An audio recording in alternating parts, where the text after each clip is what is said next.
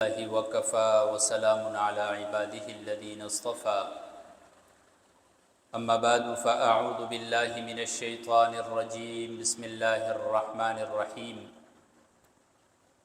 قال الله تبارك وتعالى في كلامه المجيد والفرقان الحميد ألف لام ميم ذلك الكتاب لا ريب فيه هدى للمتقين الذين يؤمنون بالغيب ويقيمون الصلاة ومما رزقناهم ينفقون وقال تعالى يا أيها الذين آمنوا اتقوا الله وكونوا مع الصادقين وعن أبي هريرة رضي الله تعالى عنه قال قال رسول الله صلى الله عليه وسلم من يأخذ عني هؤلاء الكلمات فيعمل بهن أو يعلم من يعمل بهن فقال أبو هريرة رضي الله تعالى عنه فقلت أنا يا رسول الله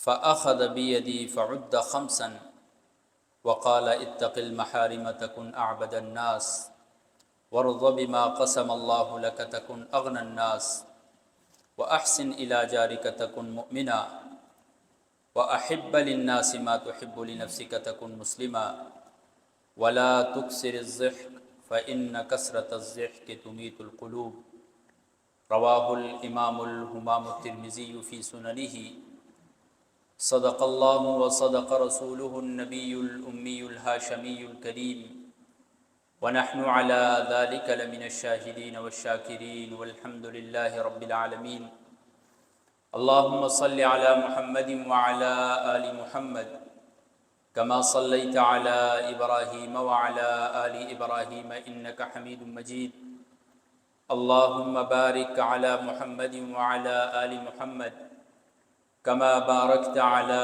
إبراهيم وعلى آل إبراهيم إنك حميد مجيد محترم سامعین و سامعات، میں نے آپ حضرات کے سامنے قرآن مجید پہلے سپارے کی سورۃ البقرہ کی پہلی 2 آیتیں تلاوت فرمائی ہیں۔ اسی طرح رسول اللہ صلی اللہ علیہ وسلم کے فرامین مبارکہ میں سے ایک فرمان مبارک آپ کے گوش گزار کیا ہے۔ اللہ رب العزت سے دعا ہے کہ اللہ رب العزت مجھے حق سچ کہنے کی توفیق عطا فرمائے، پھر ہم سب کو اس پر عمل کرنے کی توفیق عطا فرمائے۔ میرے بھائیو، دوستو، بزرگوں، اللہ رب العزت فرماتے ہیں لَقَدْ كَانَ لَكُمْ فِي رَسُولِ اللَّهِ أُسْوَةٌ حَسَنَةٌ، بے شک رسول اللہ صلی اللہ علیہ وسلم کی زندگی ہمارے لیے ایک نمونہ حیات ہے۔ نمونہ حیات کا مطلب یہ ہے کہ رسول اللہ صلی اللہ علیہ وسلم کی زندگی ہمیں اپنی زندگی کے ہر شعبے کا درس دیتی ہے۔ ہماری زندگی کے اندر جتنے بھی شعبے ہیں، تمام شعبوں میں رسول اللہ صلی اللہ علیہ وسلم کی زندگی جو ہے وہ ہماری رہنمائی کرتی ہے۔ نمونے کا یہ مطلب بھی ہے کہ ہم رسول اللہ صلی اللہ علیہ وسلم کی زندگی کا مطالعہ فرمائیں۔ رسول اللہ صلی اللہ علیہ وسلم نے زندگی کے کس شعبے کو کس طرح اپنایا ہے، کس طرح گزارا ہے، اس طرح ہم اپنی زندگی کو بھی گزارنا شروع کر دیں۔ یہ گویا کہ رسول اللہ صلی اللہ علیہ وسلم کی زندگی کو ہم نے اپنے لیے نمونہ حیات بنا لیا۔ تو میرے بھائیو، دوستو، بزرگوں، رسول اللہ صلی اللہ علیہ وسلم نے اپنے اقوال، اپنے افعال مختلف طریقوں سے امت کی رہنمائی کی۔ کبھی صحابہ کے سامنے خود ہاتھ سے کام کر کے دکھاتے، حضرت عثمان کے سامنے خود وضو فرمایا اور ان کو وضو کا طریقہ سکھایا۔ کبھی کبھار صحابہ کرام رضوان اللہ تعالی علیہم اجمعین کو اپنے اقوال کے ذریعے درس دے کر ان کی رہنمائی کیا کرتے تھے۔ ایک مجلس لگی ہوئی ہے، صحابہ کرام رضوان اللہ تعالی علیہم اجمعین تشریف فرما ہیں۔ رسول اللہ صلی اللہ علیہ وسلم نے فرمایا من یأخذ عنی ہؤلاء الکلمات، یہ کلمات کون مجھ سے لے، تاکہ وہ خود ان کلمات پر عمل کرے یا ایسے شخص کو سکھا دے جو ان کلمات پر عمل کرنا چاہتا۔ تو حضرت ابو ہریرہ رضی اللہ تعالیٰ عنہ فرماتے ہیں میں فوراً کھڑا ہوا اور میں نے رسول اللہ صلی اللہ علیہ وسلم سے فرمایا کہ اے اللہ کے رسول، میں آپ سے یہ کلمات لینا چاہتا۔ تو حضرت ابو ہریرہ رضی اللہ تعالیٰ عنہ فرماتے ہیں کہ رسول اللہ صلی اللہ علیہ وسلم نے میرا ہاتھ پکڑا اور 5 مرتبہ مجھے گنایا انگلیوں پر، یعنی رسول اللہ صلی اللہ علیہ وسلم نے مجھے 5 نصیحتیں کی انگلیوں پر گنا کر۔ اب آپ حدیث کے الفاظ دیکھیں، رسول اللہ صلی اللہ علیہ وسلم نے حضرت ابو ہریرہ کو جو 5 نصیحتیں کی، اگر ان نصیحتوں کو ہم اپنی زندگی میں لے آئیں، ان پر ہم عمل کرنا شروع کر دیں، تو دنیا اور آخرت دونوں میں ہم کامیاب ہو سکتے ہیں۔ رسول اللہ صلی اللہ علیہ وسلم کی باتیں تو کلمات مختصر ہوتے تھے، اس کا مفہوم پورا ایک سمندر ہوتا تھا، ایک چھوٹے سے کلمے کے اندر ایک پورے سمندر کو بند کر دیتے۔ تو رسول اللہ صلی اللہ علیہ وسلم نے حضرت ابو ہریرہ رضی اللہ تعالیٰ عنہ کو ہاتھ سے پکڑا اور پہلی نصیحت یہ کی، اے ابو ہریرہ اتق المحارم تکن اعبد الناس، حرام چیزوں کو چھوڑ دو، تکن اعبد الناس، آپ لوگوں میں سب سے بڑے عبادت گزار بن جاؤ۔ عبادت گزار کا مفہوم ہمارے معاشرے میں کیا ہوتا ہے؟ ہم اس شخص کو عبادت گزار سمجھتے ہیں جو زیادہ نوافل پڑھتا، جس کے ہاتھ میں ہر وقت تسبیح لی ہو، جو راتوں کو اٹھ کر تہجد پڑھتا، ایسے شخص کو بھی عبادت گزار کہا جاتا ہے۔ لیکن حدیث کے الفاظ کے اندر آپ غور کریں، رسول اللہ صلی اللہ علیہ وسلم کس شخص کو سب سے بڑا عبادت گزار بیان کر رہے ہیں؟ اتق المحارم، جو ناجائز کاموں کو، حرام کاموں کو چھوڑتا ہو، وہ شخص سب سے بڑا عبادت گزار، چاہے وہ عبادات کم کرتا، چاہے وہ نوافل کی کثرت نہ کرتا، ذکر و اذکار اتنا زیادہ نہ کرتا ہو، لیکن اس نے اپنے آپ کو برائی سے بچایا ہوا ہے، اس نے اپنے آپ کو گناہوں سے بچایا ہوا ہے، حقیقت میں یہ سب سے بڑا عبادت گزار ہے، حقیقت میں یہ سب سے بڑا اللہ کا ولی ہے، چاہے یہ زندگی کی کسی بھی فیلڈ میں ہو، چاہے یہ دہاڑی لگا رہا یا ایک ریڑھی کے اوپر اپنا گزر بسر جو ہے اسے کماتا، زندگی کے کسی بھی شعبے میں یہ کام کر رہا ہے، اس شعبے میں کام کرنے کے ساتھ ساتھ ڈاکٹر ہے، وکیل ہے، انجینئر ہے، جو کچھ بھی ہے، اس کے ساتھ ساتھ وہ اپنے آپ کو برائی کے کاموں سے بچا رہا ہے، اعبد الناس، وہ سب سے بڑا ولی ہے۔ ہم نے تو اپنے معاشرے میں ولی کا بھی ایک خاص حلیہ بنایا ہوا ہے، جس نے جبے قبے گلے میں تسبیح ڈالی ہوگی وہی ولی ہو سکتا ہے، اس کے علاوہ کوئی ولی نہیں ہو سکتا۔ ایسی کوئی بات نہیں ہے، ہر شخص ولی ہو سکتا ہے اس شرط پر کہ وہ تقوی اختیار کرے۔ یہی اصل تقوی ہے۔ تقوی کا مطلب ہے بچنا، اپنے آپ کو برائی کے کاموں سے بچانا، یہ اصل تقوی ہے۔ اور سب سے بڑا عبادت گزار بھی وہی ہوتا ہے جو اپنے آپ کو برائی کے کاموں سے بچاتا۔ اللہ تبارک و تعالی ایک اور جگہ ارشاد فرماتے ہیں، یا ایھا الذین آمنوا اتقوا اللہ، اے ایمان والو تقوی اختیار کرو، وکونوا مع الصادقین، اور سچوں کا ساتھ۔ بسا اوقات انسان تقوی تو اختیار کر رہا ہوتا ہے، عبادت کر رہا ہوتا ہے، نمازیں بھی پڑھ رہا ہے، تلاوتیں بھی کر رہا ہے، ذکر و اذکار بھی کر رہا ہے، لیکن اس کی صحبتیں غلط جگہوں پر ہوتی ہیں، غلط مجلسوں میں اٹھتا بیٹھتا ہے، غلط لوگوں کے ساتھ اس کے تعلقات ہوتے ہیں، جس کی وجہ سے اس کی عبادات کا اس کے وجود پر اثر پھر نہیں پڑتا۔ اس وجہ سے اللہ تبارک و تعالیٰ فرماتے ہیں تقوی اختیار کرو، اس کے ساتھ ساتھ اپنی صحبت بھی درست کرو، اس کے ساتھ ساتھ دیکھو کہ آپ کا اٹھنا بیٹھنا، آپ کے دوست احباب کون ہیں، اس لیے کہ ایک دوست کا رنگ جو ہے وہ انسان کے اوپر چڑھتا ہے۔ جتنا نمازی ہو، جتنا تہجد گزار ہو، جس طرح کی مجلس میں بیٹھے گا اس مجلس کا رنگ ضرور لے کر آئے گا۔ خوشبو کی دکان پر آپ چلے جائیں، بے شک آپ خوشبو نہ خریدیں، جب آپ نکلیں گے تو آپ سے ضرور خوشبو آئے۔ اس وجہ سے اللہ تبارک و تعالیٰ فرماتے ہیں تقوی اختیار کرو وَكُونُوا مَعَ الصَّادِقِينَ، جو سچے لوگ ہیں، جو پاکیزہ لوگ ہیں، ان کے ساتھ اپنی صحبت اختیار کرو۔ فَاتَّقُوا اللَّهَ مَا اسْتَطَعْتُمْ، جس قدر اللہ سے تقوی اختیار کر سکتے ہو کرو، جس قدر اپنے آپ کو برائیوں سے بچا سکتے ہو بچاؤ، مَا اسْتَطَعْتُمْ، جتنی تمہارے اندر طاقت ہے۔ فَاتَّقُوا اللَّهَ حَقَّ تُقَاتِهِ، اللہ سے ڈرو جس طرح اللہ سے ڈرنے کا حق ہے۔ حضرت عبداللہ بن مسعود رضی اللہ تعالیٰ عنہ فرماتے ہیں، مسند احمد کی روایت ہے کہ اللہ سے ڈرنے کا جس طرح حق ہے وہ کیا ہے؟ وہ فرماتے ہیں ان یطاع فلا یعصى، اللہ تبارک و تعالیٰ کی فرما برداری کی جائے اور اس کی نافرمانی نہ کی جائے۔ وان یذکر فلا ینسى، اللہ کو یاد کیا جائے، اس کو بلایا نہ جائے۔ وان یشکر فلا یکفر، اللہ تبارک و تعالیٰ کا شکر ادا کیا جائے، اس کی ناشکری نہ کی جائے۔ اسی طرح وَأَن تُحْفَظَ الرَّأْسُ وَمَا وَعَا، سر اور جو کچھ سر کے اندر ہے اس کی حفاظت کی جائے۔ سر اور سر کے اندر جو اس کی حفاظت کا کیا مطلب ہے؟ اس کا مطلب یہ ہے کہ اپنے عقائد درست کیے جائیں۔ پھر سر کے اندر انسان کی آنکھیں آتی ہیں، انسان کے کان آتے ہیں، انسان کی زبان آتی ہے۔ کانوں سے اچھا سنیں، برائی سے کانوں کو بچائے، آنکھوں سے اچھا دیکھے، بے حیائی کی چیزیں دیکھنے سے آنکھوں کو بچائے۔ یہ ہے سر کے اندر چیزوں کی حفاظت کا مطلب۔ زبان کو غلط استعمال نہ کرے، زبان کے ذریعے بےہودگی نہ پھیلائے، یہ ہے سر اور سر کے اندر کی چیزوں کا حفاظت کرنا۔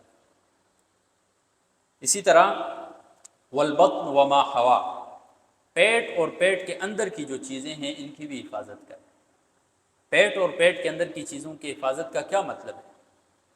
پیٹ بھوکا ہوتا ہے اور اس کی بھوک کو ختم کیا جاتا ہے، ظاہر ہے اس کے لیے آپ رزق کماتے ہیں، تو جو رزق آپ کماتے ہیں وہ حلال ہونا چاہیے۔ حرام رزق سے اس پیٹ کو بچایا جائے، حرام لقمے سے اس پیٹ کو بچایا جائے، وگرنہ حرام لقمہ کھا کر انسان بیت اللہ کے خلاف بھی پکڑ کر اگر دعائیں مانگتا رہے قبول نہیں ہوتی۔ اور اسی طرح وَيُذْكَرَ الْمَوْتُ وَالْبَلَا، موت کو یاد کرے، آخرت کو یاد کرے۔ وَمَنْ أَرَادَ الْآخِرَةَ تَرَكَ زِينَةَ الدُّنْيَا، جو آخرت کو چاہتا ہے تو اسے دنیا کی جو زیب و زینت ہیں اس کو چھوڑنا پڑے گا۔ فَمَنْ فَعَلَ ذَلِكَ، جس نے یہ کام کر لی، سر اور سر کے اندر جتنی چیزیں ان کی حفاظت کی، پیٹ اور پیٹ کے اندر جتنی چیزیں ہیں ان کی حفاظت کی، فقد اتق اللہ حق تقاتہ، گویا کہ وہ اللہ سے ڈرا ہے جس طرح اللہ سے ڈرنے کا حق ہے۔ یہ اس آیت کی تشریح فرماتے ہیں حضرت عبداللہ بن مسعود رضی اللہ تعالیٰ عنہ۔ تو حقیقت میں ہم اپنے اندر دیکھیں تو آج جو پرفتن دور ہے، ایک شخص کا زیادہ سے زیادہ عبادات کی طرف جانا، رجوع اللہ کرنا، یہ تو بہت مشکل ہے۔ اگر اس پرفتن دور کے اندر ایک شخص اپنے آپ کو گناہ سے بچا لیتا ہے، اپنے آپ کو حرام سے بچا لیتا ہے، حرام کاموں سے بچا لیتا ہے، حرام مجلسوں سے بچا لیتا ہے، حرام لوگوں سے بچا لیتا ہے، تو در حقیقت وہ اللہ تبارک و تعالیٰ کا قرب پانے والا ہے۔ اس نے اللہ تبارک و تعالیٰ کا قرب پا لیا ہے، اور وہ اس زمانے کا سب سے بڑا ولی ہے۔ تکن اعبد الناس۔ اگر ایک شخص ایک طرف سے عبادات بھی کر رہا ہے، دوسری طرف سے وہ گناہ بھی کر رہا ہے، تو پھر جو عبادات وغیرہ کرتا ہے ان کا اثر نہیں رہتا میرے بھائی۔ اس کی آسان سی مثال آپ لیں، ایک شخص شوگر کا مریض ہے، میٹھے سے پرہیز ہے اس کا، طاقتور غذائیں بھی کھا رہا ہے، ساتھ ساتھ میٹھے سے پرہیز نہیں کر، تو دن بدن اس کی صحت بگڑتی ہے، ٹھیک نہیں ہوتی، اگرچہ ایک طرف سے وہ طاقتور غذائیں کھا رہا ہے، دوسری طرف ایک شخص ہے وہ نارمل غذا کھا رہا ہے لیکن ساتھ ساتھ پرہیز کر رہا ہے، تو دن بدن اس کی صحت ٹھیک ہو رہی ہے۔ یہی مثال ہے کہ ایک طرف سے ہم عبادات کریں، ایک شخص ڈھیروں عبادات کر رہا ہے، نوافل بھی پڑھ رہا ہے، ذکر و اذکار بھی کر رہا ہے، تلاوتیں بھی کر رہا ہے، دوسری طرف سے برائی کا راستہ نہیں چھوڑ رہا ہے، گناہ کا راستہ نہیں چھوڑ رہا ہے، تو فائدہ نہیں دے رہی ہیں اس کی عبادات۔ دوسری طرف وہ شخص ہے جس کی عبادات تو تھوڑی ہیں، بمشکل 5 وقت باجماعت نماز جو پڑھتا ہے، فرض نماز پڑھ رہا ہے، بہت کم ذکر و اذکار کرتا ہے، لیکن دوسری طرف سے گناہوں سے پرہیز کیا ہوا ہے، برائی کے کاموں سے اپنے آپ کو بچایا ہوا ہے، تو اس شخص کو ترقی مل رہی ہے روحانی اعتبار سے، اس کا دل صاف ہو رہا ہے، وہ دن بدن اللہ تبارک و تعالیٰ کے قریب ہو رہا ہے۔ تو اللہ تبارک و تعالیٰ کی خاطر ہمیں چھوٹے گناہ بھی چھوڑنے چاہیے، بڑے گناہ بھی چھوڑنے چاہیے۔ گناہ گناہ ہوتا ہے، چاہے چھوٹا ہو یا بڑا ہو، نافرمانی ہوتی ہے، چاہے حد درجے کی نافرمانی ہو یا چھوٹی سی نافرمانی۔ تو اللہ رب العزت کی ہم نے بڑی سے بڑی نافرمانی کو بھی چھوڑنا ہے اور چھوٹی سی چھوٹی نافرمانی کو بھی چھوڑنا ہے، اور ہم آئے روز جو چھوٹے چھوٹے گناہ جسے ہم گناہ بھی نہیں سمجھتے ہیں کر بیٹھتے ہیں، یہ چھوٹے چھوٹے گناہوں سے ہم نے پہل کرنی ہوگی، ان کو چھوڑنا ہوگا تاکہ ہمارے لیے بڑے گناہ جو ہیں ان کا چھوڑنا آسان ہو جائے۔ تو رسول اللہ صلی اللہ علیہ وسلم نے حضرت ابو ہریرہ رضی اللہ تعالیٰ عنہ کو پہلی جو نصیحت فرمائی ہے وہ ہے اتق المحارم تکن اعبد الناس، حرام چیزوں کو چھوڑ دو، تم سب سے بڑے عبادت گزار بن جاؤ۔ دوسری نصیحت جو رسول اللہ صلی اللہ علیہ وسلم نے فرمائی ہے حضرت ابو ہریرہ رضی اللہ تعالیٰ عنہ کو، وَارْضَ بِمَا قَسَمَ اللَّهُ لَكَ تَكُنْ أَغْنَى النَّاسِ، اللہ تبارک و تعالیٰ نے جو آپ کے لیے تقسیم رکھی ہے اس پر راضی ہو جاؤ، دنیا میں سب سے غنی بن جاؤ، تکن اغنى الناس، کسی کے محتاج نہیں رہو گے آپ۔ اللہ تبارک و تعالیٰ کی تقسیم ہے، اللہ تبارک و تعالیٰ نے کسی کو زیادہ مال دیا، کسی کو کم دیا، کسی کو تندرست رکھا ہے، کسی کو بیماری کے اندر مبتلا کر دیا ہے، کوئی خوشحال زندگی گزار رہا ہے تو کوئی غموں کے اندر مبتلا ہے، اللہ تبارک و تعالیٰ کی تقسیم۔ سو اللہ تبارک و تعالیٰ نے ہمارے لیے جو بھی تقسیم رکھی ہے اس تقسیم پر اگر ہم راضی ہو جائیں تو دنیا کے سب سے مالدار کہلانے کے ہم لائق۔ رسول اللہ صلی اللہ علیہ وسلم کیا فرماتے ہیں؟ الغنا غنى النفس، حقیقی مالداری کون سی ہے؟ نفس کی ہے، باطن کی ہے، دل کی۔ انسان دلی اعتبار سے مالدار، مال کا ہونا نہ ہونا اس سے مالداری کو نہیں تولا جاتا۔ آپ کا دل کتنا مالدار ہے، دل کے اعتبار سے آپ کتنے اللہ تبارک و تعالیٰ کے قریب، اس چیز سے آپ کو تولا جاتا ہے۔ اور آج جو دن بدن ہم زیادہ سے زیادہ پریشانیوں میں مبتلا ہوتے ہیں، اور تقریباً ہماری نوجوان نسل جو ہے 60% نوجوان نسل ہماری، وہ صرف اور صرف اس وجہ سے اپنے ٹینشنوں میں مبتلا ہے۔ اپنے دوستوں کو دیکھ رہے ہیں، سوسائٹی میں باہر نکلتے ہیں، کسی کے پاس زیادہ مال ہے، اس کو دیکھ کے خود ٹینشنوں میں پریشانیوں میں مبتلا ہو، اس کے پاس ہے میرے پاس کیوں نہیں، میرے پاس بھی ہونا چاہیے۔ تو اللہ تبارک و تعالیٰ نے اگر آپ کو نہیں دیا تو اللہ تبارک و تعالیٰ نے نہیں دیا ہے۔ اللہ تبارک و تعالیٰ کی حکمتیں ہوتی ہیں، اگر اس کو دیا ہوا ہے کیا پتہ اس کی آزمائش ہو، اس میں کیا پتہ اللہ تبارک و تعالیٰ نے اس کو امتحان کے اندر مبتلا کیا۔ اس سے ان ٹینشنوں سے نکلنے کا ایک آسان سا فارمولہ رسول اللہ صلی اللہ علیہ وسلم نے خود بیان فرمایا ہے۔ رسول اللہ صلی اللہ علیہ وسلم ایک حدیث میں بیان فرماتے ہیں، مسلم شریف کی روایت ہے، انظروا الی من هو اسفل منکم ولا تنظروا الی من هو فوقکم۔ رسول اللہ صلی اللہ علیہ وسلم فرماتے ہیں کہ ہمیشہ اپنے سے کمتر کو دیکھو، اپنے سے اوپر والے کو نہ دیکھو۔ یہ حدیث تھوڑی سی مجمل ہے، دوسری حدیث کے اندر مزید تفصیل سے بیان کیا ہے۔ رسول اللہ صلی اللہ علیہ وسلم فرماتے ہیں، سنن بیہقی کی روایت ہے کہ جو شخص دین کے معاملے میں اپنے سے اوپر والے کو دیکھتا ہے اور دنیا کے معاملے میں اپنے سے نیچے والے کو دیکھتا ہے تو وہ صابر بھی ہے، شاکر بھی ہے، وہ میرا صبر کرنے والا بندہ بھی ہے، میرا شکر کرنے والا بندہ بھی ہے۔ اور جو شخص دین کے معاملے میں اپنے سے کمتر کو دیکھتا ہے، دنیا کے معاملے میں اپنے سے اوپر والے کو دیکھتا ہے، وہ نہ میرا صابر بندہ ہے نہ میرا شاکر بندہ۔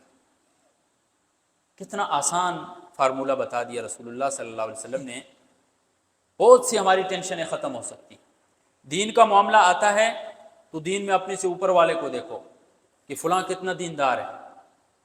میں صرف نمازیں پڑھ رہا ہوں، وہ نمازوں کے ساتھ تلاوتیں بھی کر رہا ہے، وہ ذکر و اذکار بھی کر رہا ہے، وہ اللہ تبارک و تعالیٰ کے راستے میں مال بھی خرچ کر رہا ہے. تو جب انسان دین کے معاملے میں اپنے سے اوپر والے شخص کو دیکھتا ہے تو انسان کے اندر ترغیب پیدا ہوتی ہے، انسان مزید دین کے قریب ہوتا ہے، دین کے اندر اس کی لگن پیدا ہوتی ہے. اور دنیا کے معاملے میں جب انسان اپنے سے کمتر کو دیکھتا ہے تو انسان کے اندر شکر گزاری پیدا ہوتی ہے، شکر گزار بندہ بن جاتا ہے انسان. فتح الباری کے اندر امام ابن حجر اسقلانی رحمہ اللہ فرماتے ہیں اس کی حکمت یہ ہے، دنیا کے معاملے میں اپنے سے کمتر کا اس لیے کہا گیا ہے، اگر کوئی شخص دنیا کے معاملے میں اپنے سے اوپر والے کو دیکھے گا تو اس کے دل کے اندر حسد پیدا ہو، حسد کی بیماری میں مبتلا ہو جائے گا. اس وجہ سے رسول اللہ صلی اللہ علیہ وسلم نے یہ ترغیب دی کہ جب دین کا معاملہ آئے تو اپنے سے اوپر والے کو دیکھو، دنیا کا معاملہ آئے تو پھر اپنے سے کمتر کو دیکھو. اس طرح انسان کے اندر صبر بھی پیدا ہوتا ہے، شکر کی کیفیت بھی پیدا ہوتی ہے. گلستان سعدی کے اندر شیخ سعدی رحمہ اللہ نے اشعار کے اندر ایک واقعہ ذکر کیا ہے. فرماتے ہیں ایک بزرگ تحصیل علم کے لیے نکلے، پیدل چل رہے تھے کہ جو جوتے پہنے ہوئے تھے وہ ٹوٹ گئے، تو ہاتھ میں لیے وہ ٹوٹے ہوئے جوتے اور پیدل چلنے لگے. دل ہی دل میں خیال آیا کہ کاش میرے پاس مال ہوتا، میرے پاس اپنی سواری ہوتی، میں سوار ہو کر جاتا. اتنے میں دیکھا کہ ایک شخص ایسا ہے جو جسم کو گھسیٹ کر جا رہا ہے، پاؤں ہی نہیں ہے اس کے. فوراً اللہ رب العزت کے ہاں توبہ طیب ہوا اپنے اس خیال پر کہ یا اللہ میرے پاس اگرچہ سواری نہیں ہے، میرے پاس اگرچہ مال نہیں ہے، لیکن میرے پاس کم از کم اپنے پاؤں تو صحیح سلامت ہیں، اگرچہ ننگے ہیں میں ان پاؤں کے ساتھ صحیح سلامت کھڑا ہو سکتا ہوں، چل سکتا ہوں. یہ شخص اس کے پاس پاؤں بھی نہیں ہے. تو آپ جب ہم اپنی زندگی میں دیکھیں گے اپنے سے کمتر کو دنیاوی معاملات کہ اللہ تبارک و تعالیٰ نے اگر مجھے مال نہیں دیا ہے تو دنیا میں کتنے لوگ ایسے ان کو صحت نہیں دی، مجھے تو صحت دی ہوئی ہے، میری نظر جو ہے وہ صحیح کام کر رہی ہے، کان صحیح کام کر رہے ہیں، زبان ذائقے چکھ رہی ہے، دل صحیح سلامت دھڑک رہا ہے. کتنے لوگ ہیں دل بند ہو جاتے ہیں، کتنے لوگ ہیں آنکھوں کی نعمت سے محروم ہیں، کتنے لوگ ہیں ان سے صرف زبان کے ذائقے چھین دیے گئے ہیں. مجھے تو یہ ساری چیزیں عطا کی. جب انسان یہ کیفیت پیدا کرتا ہے آٹومیٹک اس کے دل میں صبر اور شکر کی کیفیت پیدا ہو جاتی ہے. تو دوسری نصیحت جو حضرت ابو ہریرہ رضی اللہ تعالیٰ عنہ کو فرمائی ہے، وَارْضَ بِمَا قَسَمَ اللَّهُ لَكَ تَكُنْ أَغْنَى النَّاسِ، اللہ تبارک و تعالیٰ کی تقسیم پر راضی ہو جائے. وَأَحْسِنْ إِلَىٰ مَنْ أَسَاءَ إِلَيْكَ تَكُنْ مُؤْمِنًا، تیسری نصیحت یہ فرمائی وَأَحْسِنْ إِلَىٰ جَارِكَ تَكُنْ مُؤْمِنًا، اپنے پڑوسی کے ساتھ حسن سلوک کرو، آپ مومن بن جاؤ. رسول اللہ صلی اللہ علیہ وسلم فرماتے ہیں جبرائیل امین پڑوسی کے حقوق میرے پاس اتنے لے کر آئے، مجھے خدشہ لاحق ہو گیا کہ کہیں میراث میں اس کو حصہ نہ دے دیا جائے. ایک دفعہ فرمایا واللہ لا یؤمن واللہ لا یؤمن واللہ لا یؤمن. صحابہ نے فرمایا یا اللہ یا رسول اللہ وہ کون سا شخص ہے جو مومن نہیں ہے؟ فرمایا من لا یأمن جارہ بوائقہ، جس کا پڑوسی اس کی تکلیفوں سے محفوظ نہیں ہے وہ شخص مومن نہیں ہے، کامل مومن نہیں ہے، اس کا ایمان کامل نہیں ہے. وہ شخص کامل مومن نہیں ہے کہ جو خود پیٹ بھر کر کھانا کھاتا ہے، اس کا پڑوسی جو ہے وہ بھوکا سو رہا ہے. اسی طرح رسول اللہ صلی اللہ علیہ وسلم نے حضرت ابو ہریرہ رضی اللہ تعالی عنہ کو یہ نصیحت بھی فرمائی وَأَحِبَّ لِلنَّاسِ مَا تُحِبُّ لِنَفْسِكَ تَكُنْ مُسْلِمًا، اپنے لیے جو پسند کرتے ہو وہی لوگوں کے لیے پسند کرو، آپ ایک کامل مسلمان بن جاؤ. لَن تَنَالُوا الْبِرَّ حَتَّى تُنْفِقُوا مِمَّا تُحِبُّونَ، ہرگز انسان نیکی کے اس درجے تک نہیں پہنچ سکتا ہے جب تک انسان اس چیز کو خرچ نہ کر دے جو اس کے دل کے بہت قریب، جسے وہ چاہتا ہے.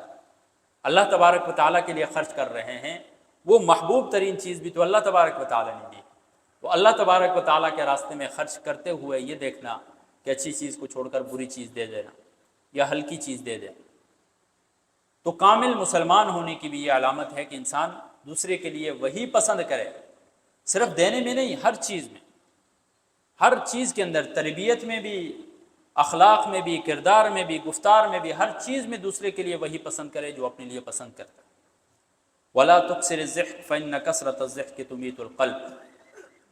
پانچویں نصیحت یہ فرمائی ولا تکثر الضحك، زیادہ ہنسا نہ کرو، فإن كثرة الضحك تميت القلب، اس لیے کہ زیادہ ہنسی مذاق جو ہے یہ دل کو مردہ کر دیتی ہے۔ فليضحكوا قليلا وليبكوا كثيرا، کم ہنسو زیادہ رو۔ رسول اللہ صلی اللہ علیہ وسلم نے ایک موقع پر فرمایا کہ جو کچھ میں جانتا ہوں اگر تمہیں پتہ چل جائے تو تم زیادہ رونے لگو اور بہت کم ہنسا کرو۔ اور زیادہ ہنسی مذاق جو ہوتی ہے یہ ایک مومن کی، ایک مسلمان کی جو شخصیت ہے، جو وقار ہے، اس کو مجروح کر دیتا ہے۔ انسان کا وقار ختم ہو جاتا ہے، عزت ختم ہو جاتی ہے۔ چوک چوراہے میں کھڑا ہے، ہنسی مذاق لگائی ہوئی ہے، کسی کے ساتھ مذاق کر دی، کبھی کس کے ساتھ مذاق کر دی۔ انسان کا ایک وقار ہے، ایک روب ہوتا ہے انسان کا۔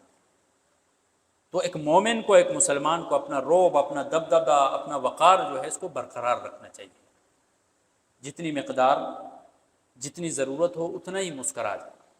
کہا لگانا بلا ضرورت یہ تو ویسے بھی مکروہ ہے، پھر بھی اگر ضرورت ہو تو مسکرایا جائے۔ رسول اللہ صلی اللہ علیہ وسلم سے زیادہ تر جو ہے وہ مسکرانا ثابت ہے، تبسم جسے کہا جاتا ہے۔